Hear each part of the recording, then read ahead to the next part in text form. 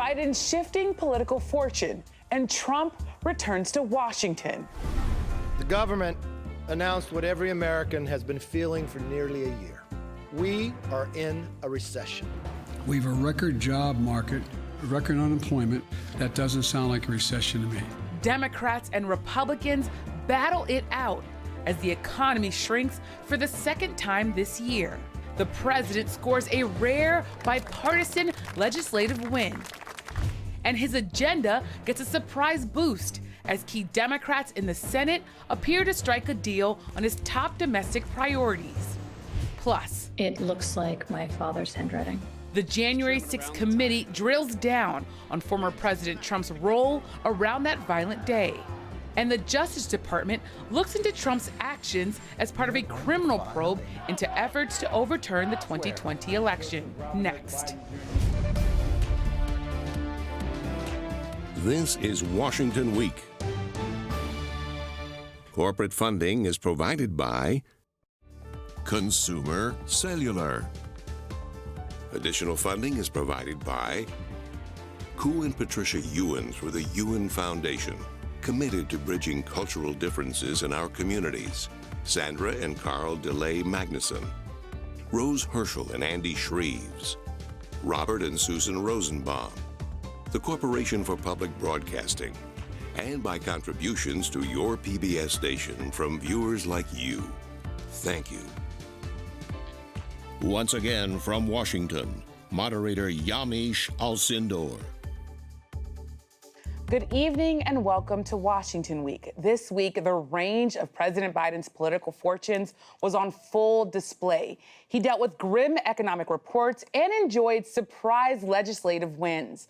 On Wednesday, the Federal Reserve took another aggressive step aimed at tackling inflation. It increased interest rates by 0.75 of a percentage point.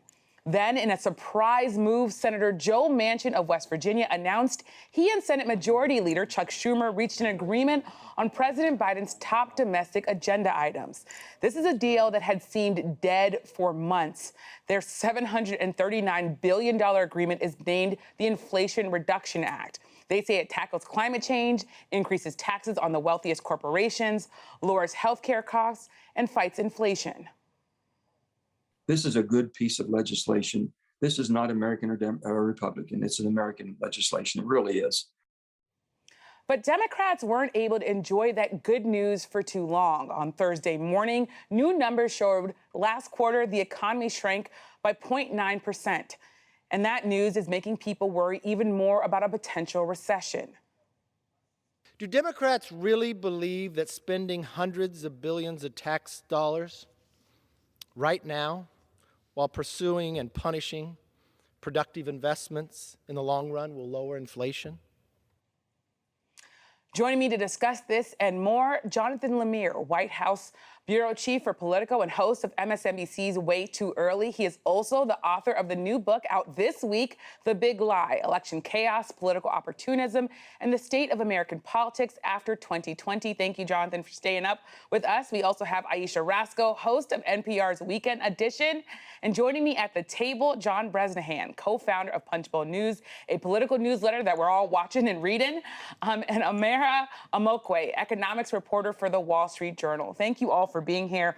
When I saw this week happening, Amara, I was like, where are you? And can she come on the show? Because there's just so much going on, right? You told our producers that the driving theme of this week was whether or not we were in a recession. President Biden has been saying we're not in a recession, but of course, the GOP has been saying we're in a, quote, Biden recession. So ultimately, who decides if we're in a recession? And practically, what does that mean?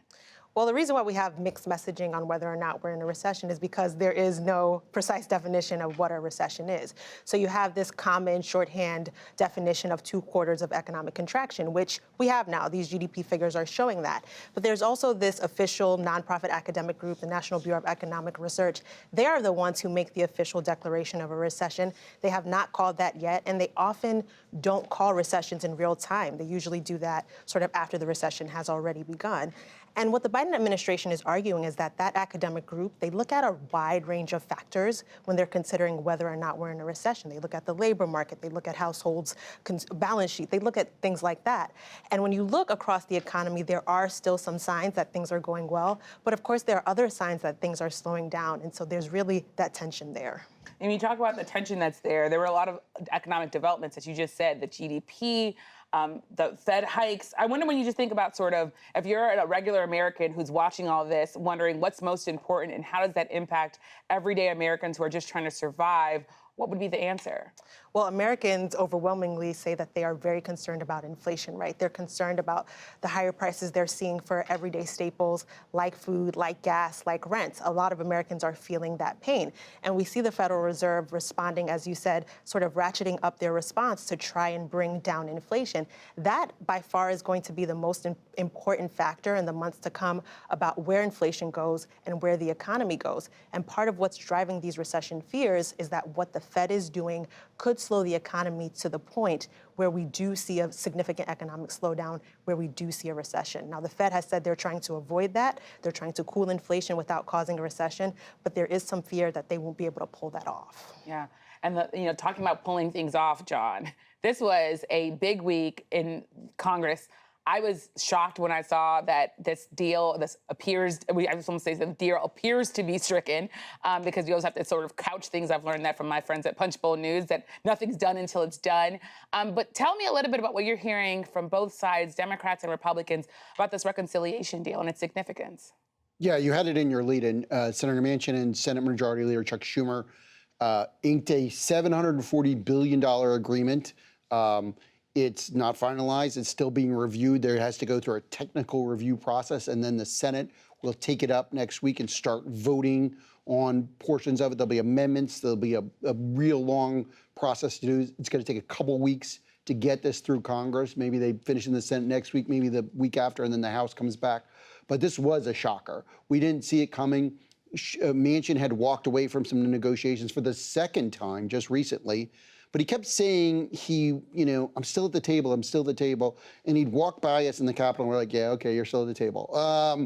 But we didn't believe him, I talked to him for 20 minutes the other night. He just said, he really wanted to make a deal. He'd always wanted to make a deal. He knew what everyone was saying about him. He was completely aware of what progressives and Democrats were saying about him. But he never felt he had gotten in the place. But he gave credit to Schumer, and Schumer does deserve credit. He stayed with him, even when the White House was fed up with Manchin, and President Biden, was not happy when Build Back Better fall apart. But Manchin got to a place where he thought there could be a deal. He was comfortable with what he'd seen. And he feels like the country needs this kind of deal right now. And a quick follow, you mentioned Build Back Better. What's the name change? What's in that? Well, it's funny because we were calling it, we had nicknamed this Build Back Manchin, and he didn't like that at all. So they're calling it the Inflation Reduction Act. Is it basically the Build Back Better Act? No, it is not. There are elements of it. There's Medicare prescription drug negotiations. There's some corporate tax increases, or corporate minimum tax. There's 3 years of Obamacare subsidies. There's a huge investment in climate change and energy credits. There's some very interesting energy tax credits on that.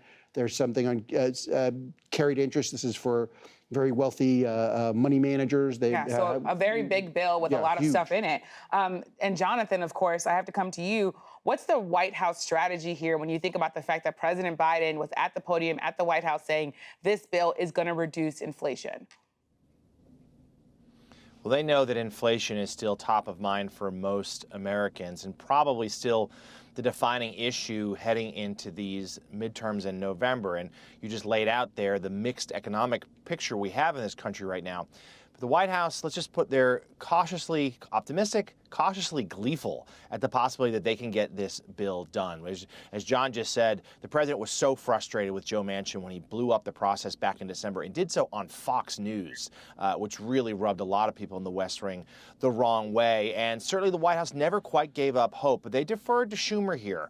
The president was hands off, much like with that gun legislation that got done a few weeks ago, thinking that his presence might be a problem even at times. Schumer and Manchin were the lead on this, but Schumer, of course, stayed in close touch with the White House as it went. And they were so very pleased that they're on the precipice here of getting this done. And obviously, we're still looking at Senator Sinema of Arizona, who seems to pride herself in being an enigma, and she has not yet committed to support this legislation. But if it does go through, not only does it give Democrats something tangible to run on going into this November, but it changes the fortunes for this president as well, who it was just about a year ago when the Afghanistan withdrawal went poorly and the Delta variant showed up, that at that point, President Biden had a really strong first 6-7 months in office, and then things went off the rails, and the White House has struggled to find its footing since.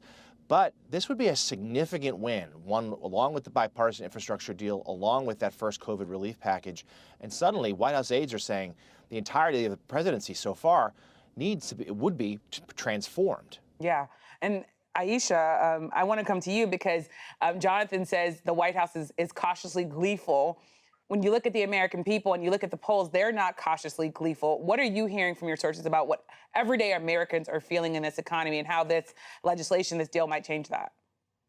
Well, you know, everyday Americans, and we've talked to a lot of them on Weekend Edition about how their prices are going up, whether it's for gas or whether, you know, it's their energy bills. All of these things, they're feeling the strain. Like they want to know they're having a hard time getting by. They're working multiple jobs. They're trying to just figure out how to make it, and they feel like they can't. I think this bill is going to be a very big deal if it passes for Biden's political future. But the thing of it is that it's going to take time for these things to be implemented, for them to make a difference. Whether they're going to make a difference before the midterm is really unclear. And it's not clear that it's going to make a difference in people's pocketbooks immediately. And that's what they want. They want relief.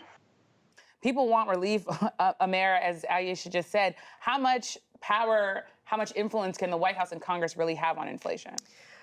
Fiscal policy can do things at the margin. So the initial analysis about this Inflation Reduction Act does say that it could reduce inflation somewhat, not a lot, and that it won't happen quickly, as Ayesha was referencing. It's not something that's going to happen before the midterms. It's not likely something that's going to happen in the short term, maybe in 2024 and after. And that just shows, again, that the Fed really is the major player here. And when you think about major players, John, I also think about Senator Sinema. Jonathan got at the fact that she hasn't been on board. What are you hearing about whether or not this deal is actually going to become an actual bill, an agreement that will end up being signed by President Biden? You know, Manchin told me he had spoken to Sinema about this.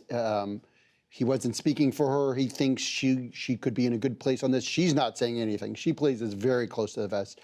Sinema she's a wonk. She'll get into this. She'll get into the folks I talked to who talked to her about this, senators and House members. She'll get into the nitty gritty on this and she'll really look at it. She doesn't like tax increases. That was her big problem with Build Back Better. So this is going to be it's going to be an issue for her. We may see some tweaking on this. I'm not sure. We may, what if Sinema came back and said, I can support this? They'd have to work it with Manchin. But, Sinema is now the key vote. And Jonathan, Sinema being the key vote, you wrote this amazing lead that caught my attention in Politico. You said somehow, some way, Joe Biden is back in the game. Can you talk a bit more about that, given what John just said?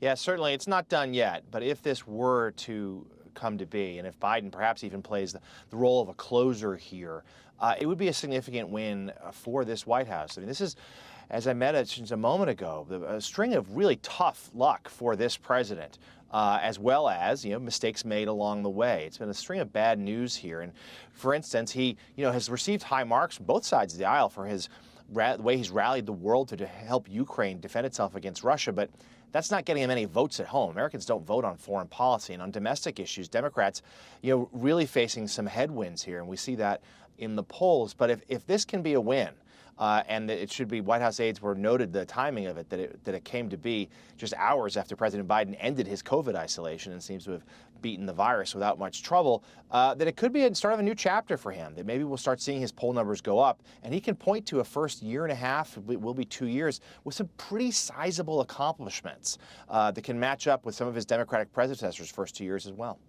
And talking about sort of a new chapter, Aaron, I want to come back to you. A key part of maybe starting a new chapter will be gas prices. The White House has been saying they're coming down, they're coming down. Others say it's still high. What's your understanding of sort of the way forward, what's next, especially when it comes to gas prices? Yeah, the question is, will we continue to see declines? I mean, if you talk to administration officials, they certainly say that a potential risk for the economy in the months to come is the potential for energy prices to go back up. And so what they've been working on the international stage with our international allies is trying to implement this cap on Russian oil, essentially trying to, keep global oil supplies high while limiting the revenues that Russia receives from its sales of oil. But those negotiations are complex and ongoing right now. So, the question is, will the reductions that we saw continue? And it's, still to be determined. And we only have 30 seconds because I want to get to democracy. But John, chips passed. Yeah. The Congress is maybe working. It's remarkable. Jonathan was talking about it. I mean, Biden has, if they get this reconciliation bill, he has a pretty decent record for a 50-50 Senate and, a 4-vote margin in the House. Yeah. Chips passed. They got a $280 billion bill. It's not going to help anybody right now, but in the long term, this could be good for the country. Yeah. Well, we'll have to keep talking about the economy. But thank you, Amara, for joining us and for sharing your reporting. The January 6th committee's public hearings may be on hiatus. But that hasn't stopped its members from sharing new details about their investigation. On Monday, Representative Elaine Luria released new video of unseen testimony from witnesses, including Ivanka Trump, talking about her father editing the script of a speech his staff had prepared. The former president refused to include language that he felt was too critical of the Capitol Hill rioters. President Biden condemned former President Trump's failure to act. For 3 hours, the defeated former president of the United States watched it all happen. While he was doing that, brave law enforcement officers subject to the medieval hell, face to face with crazed mob that believed the lies of a defeated president. On Tuesday, former President Trump also made his first trip back to D.C. since leaving office. In a speech, he continued to spread lies about the 2020 election. I always say I ran the first time and I won. Then I ran a second time and I did much better. We got millions and millions more votes. And you know what? That's going to be a story for a long time. What a disgrace it was. In an interesting split-screen moment, his former vice president, Mike Pence, also spoke in Washington on the same day to a different group. Now, Pence, who we should remind people came close to being assaulted on January 6th, argued that the GOP needs to be focused on the future and not the past. So, Jonathan, I want to come to you. You, of course, have this book out. You talk about the big lie. Tell us a bit about sort of what you make of President Trump's speech former President Trump's speech, continuing to spread lies and the split screen that we just showed there. Well, first of all, it's pretty good viral marketing for my book. So thank you, Mr. President, for that. No, it shows, though, that the big lie did not go away on January 6th. And in fact, Donald Trump is still fully embracing it. He refuses to look forward. He only wants to look backwards and relitigate 2020, much to the chagrin of many others in the Republican Party who do feel that they've got a pretty good political environment this fall. And they don't want to be talking about 2020. They frankly don't want to be talking about Donald Trump.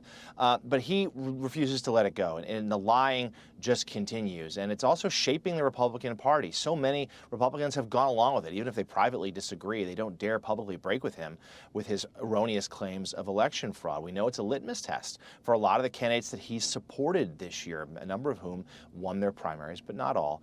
The split screen with Pence was interesting because Pence represents that wing of Republicans who, of course, largely support most of what's Trump done, but won't go so far as to back him on what happened January 6th. Now, the January 6th committee hearings seem to have taken a bit of a toll on former President Trump's poll numbers. They've slipped slightly among Republicans, but only slightly. He is still by far the most powerful figure in the party. He was rapturously received in his speech in D.C. The other day. He is certainly the favorite to be the Republican nominee in 2024 were he to choose to run, and he's threatening to do so, announce that candidacy before the midterms, which would be a disaster, many Republicans say, because it would certainly change the political conversation. But his adherence to the big lie showing no signs of abating. And Ayesha, Jonathan's talking about the developments on the January 6th front. We saw and played for people that we got that information that former President Trump didn't want to say that the people who broke into the Capitol weren't part of his movement. What do you make of these new developments when you think about the fact that the president that we covered together continues to lie? Well, I mean, I think that at the end of the day, like, this is what Trump does. Like, he's not going to let go of 2020. This idea of moving on and looking at the future, it's just not what Trump does. Trump never let go of 2016, and he won in 2016. So he's not going to let go of 2020 when he lost. And so that's what you're seeing. And I think, with Pence having this, kind of trying to show that he's a little bit separate by saying, look, we should look to the future. But the problem is these little slight kind of head nods to like, well, maybe we should pull a little bit to a different direction. That's not going to work with Trump. He doesn't do subtlety. And he's like, you're either with him or you're against him. And right now, much of the Republican Party is with him.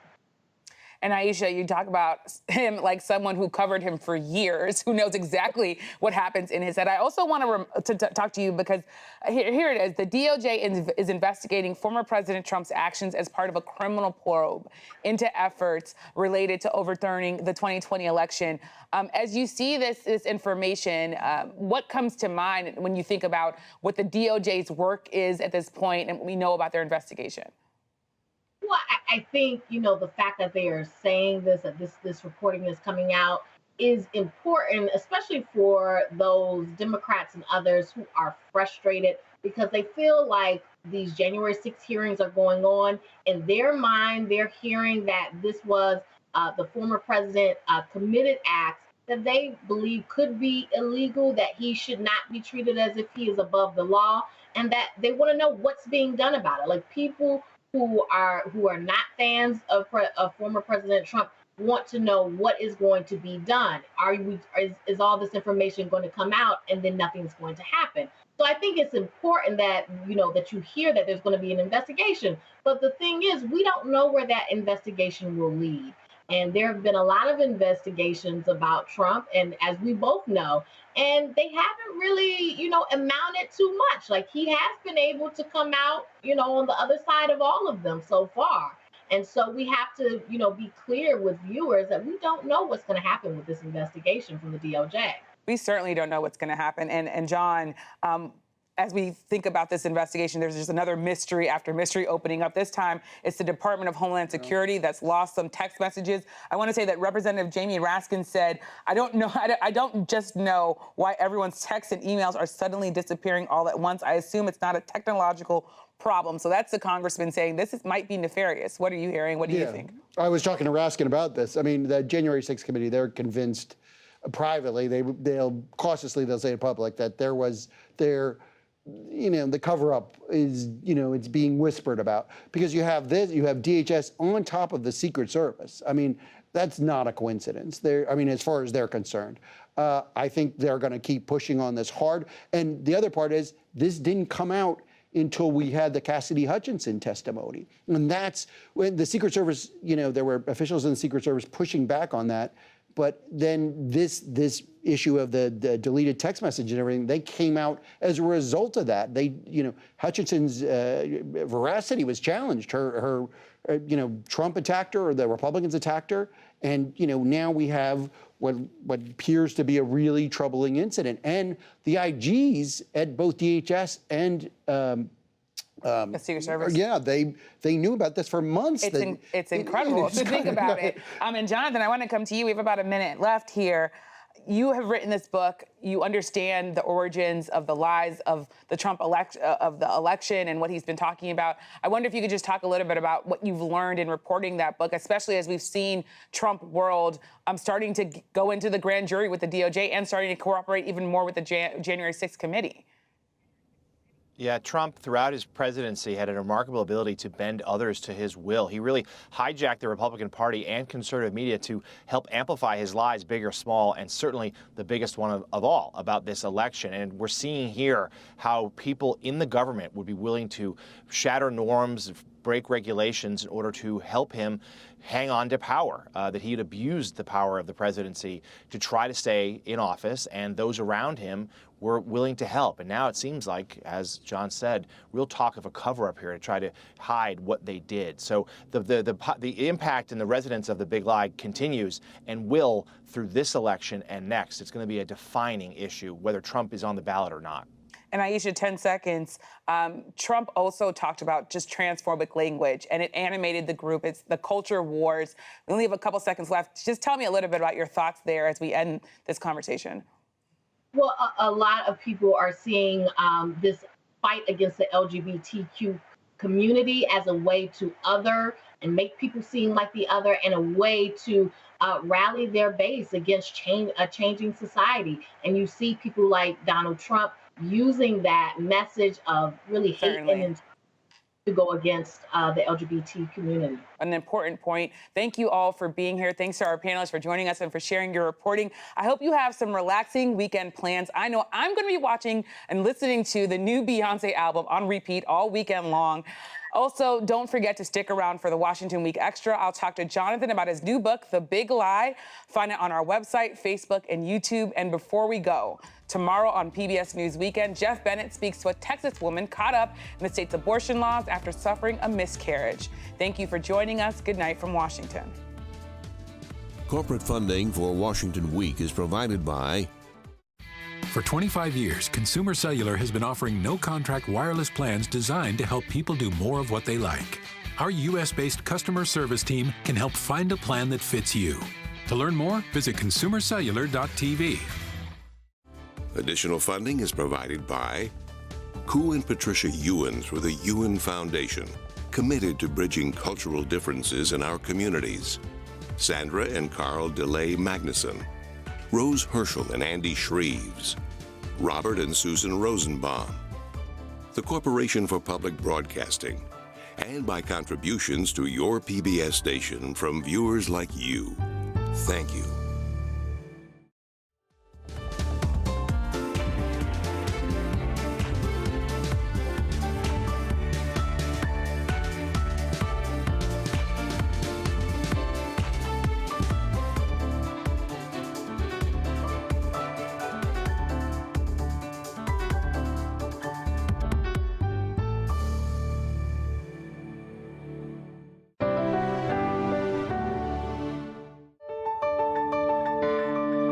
You're watching PBS.